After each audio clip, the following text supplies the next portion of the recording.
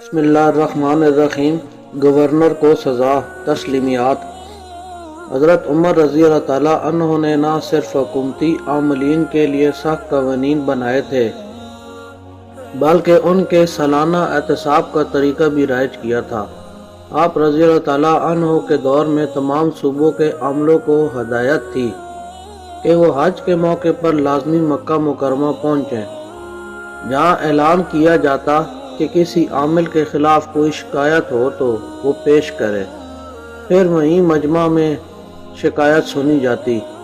اگر کوئی عامل مجرم ثابت ہوتا تو اسے وہیں مجمع میں سزا سنائی جاتی۔